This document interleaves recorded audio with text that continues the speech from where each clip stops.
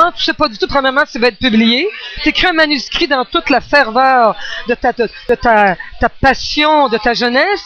Tu vas le porter à l'éditeur qui a une pile haute comme ça sur son pupitre. Il était parti en vacances, c'était Tisser.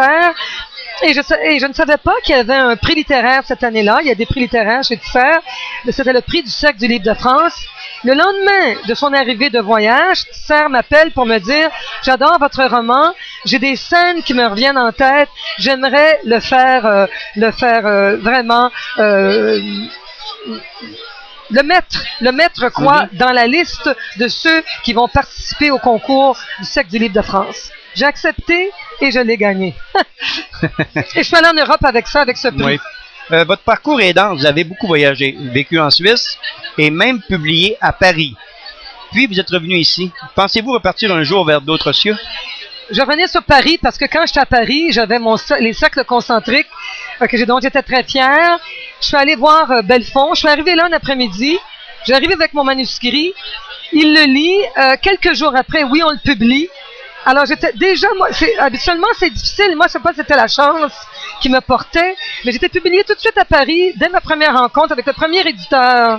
Ah, j'étais très, très contente. Ça m'a donné vraiment une joie infinie, mais j'ai voyagé beaucoup après aussi. J'ai vécu en Suisse 2 ans et demi. J'avais mon petit garçon avec moi. Je me rappelle que dans l'avion, il y avait Gilles Vigneault qui était à côté de moi, qui a raconté une histoire tout le temps de l'envolée. Ah, oui. Enfin, oui.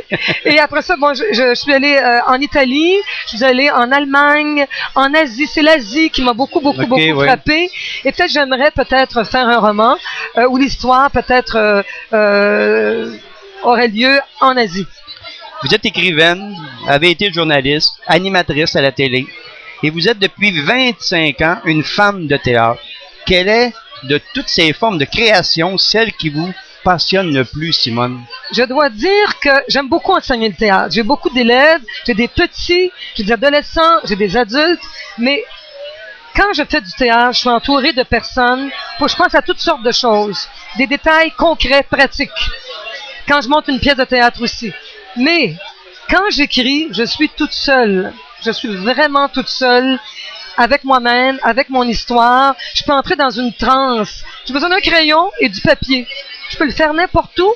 Je peux le reprendre en pleine nuit. Je peux me lever à 4 heures du matin et dire « Ah, j'ai une idée » et écrire. Donc, je dois dire que je pense que comme Marguerite Duras, je vais écrire jusqu'à ma mort et je vais en faire plusieurs parce que j'ai mis plusieurs années à gagner ma vie. Je vivais avec mon enfant seul. Bon, j'ai eu quelques amants, mais je m'occupais de gagner la vie de mon enfant. Tandis que maintenant, en vieillissant, j'ai eu un petit héritage. Donc, je peux me permettre peut-être maintenant de ne faire que de l'écriture, que du roman. Présentement, Simone, avez-vous un roman en gestation? Oui, j'ai un roman en gestation. J'en ai même 2. 2? Okay.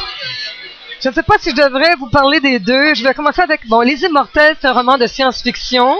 Et je suis supportée, c'est un grand mot, mais je veux dire, j'ai une personne que je connais, un biologiste, parce que je veux que mon roman soit très tip-top. Si je parle de clonage, je parle d'immortalité, donc je m'en vais dans les cellules du corps humain.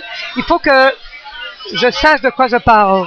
Alors, ça s'appelle Les Immortels. Ce sont des femmes qui sont immortelles, qui ont peut-être 200 ans de vie, mais qui ont l'air des femmes de 25 ans. Ça va peut-être arriver un jour, j'en suis presque certaine.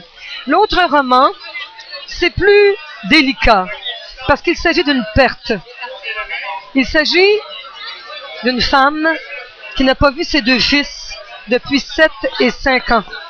Donc, c'est très dur pour elle. Une mère qui accouche, une mère qui porte des enfants dans son ventre, souffre tous les jours.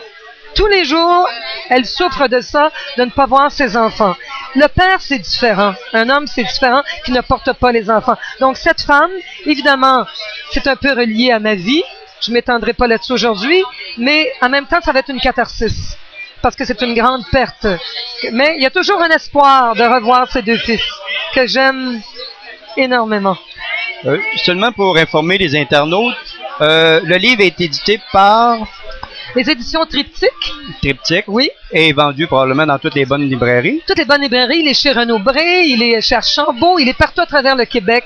Et je serai au Salon du Livre de Québec et je serai interviewée par Pierre Caillouette jeudi le 14 avril, si je ne me trompe pas. Surveiller le Salon du Livre de Québec et je vais être là interviewée. Ça va me faire plaisir de faire des dédicaces à tous ceux qui seront là-bas. Simone Pius, merci beaucoup et bonne soirée. C'est moi qui te remercie, Guy.